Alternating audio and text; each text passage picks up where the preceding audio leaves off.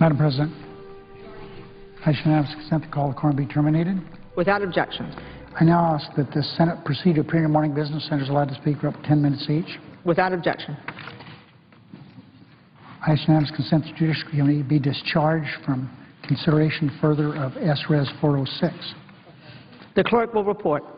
Senate Resolution 406, commending the achievements and recognizing the importance of the Alliance to Save Energy, and so forth. Is there objection? Without objection, the committee is discharged and the Senate will proceed to the measure. I ask unanimous consent the resolution be agreed to, the preamble be agreed to, the motion to reconsider be laid on the table, there be no intervening action or debate, and any statements be placed in the record as if read. Without objection. I now ask unanimous consent the Senate proceed to S-Res 425. The clerk will report.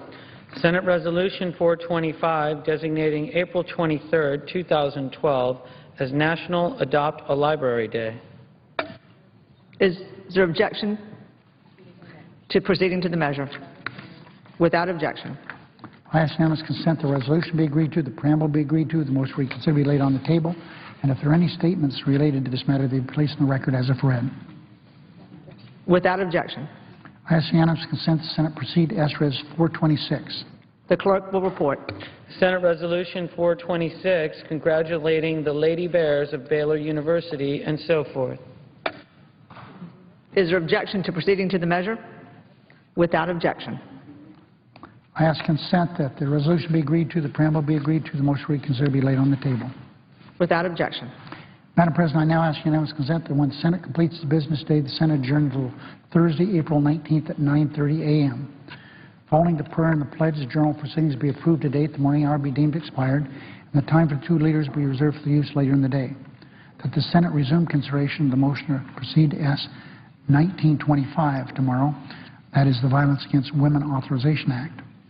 And that following remarks of the two leaders the next hour be equally divided and controlled between the two leaders or the designees, with the Republicans controlling the first 30 minutes, majority controlling the second 30 minutes. That the final deadline for second-degree amendments to the substitute amendment, that's number 2000, as modified in S. 1899, be 11 a.m. on Thursday. And finally, that the cloture vote with respect to substitute amendment as modified in S. 1789, the Postal Reform Bill, occur at 2:15 p.m. on Thursday. That is that we'd have two cloture votes, one with regarding substitute amendment number 2000, and as I indicated, S. 1789. Without objection. We're working on agreement with respect to the Postal Reform Bill. If no agreement is reached, there will be a cloture vote on the substitute amendment at 2:15 tomorrow. If there's no further business to come before the Senate, I ask it adjourn under the previous order. The Senate stands adjourned until 9:30 a.m. tomorrow. The Senate was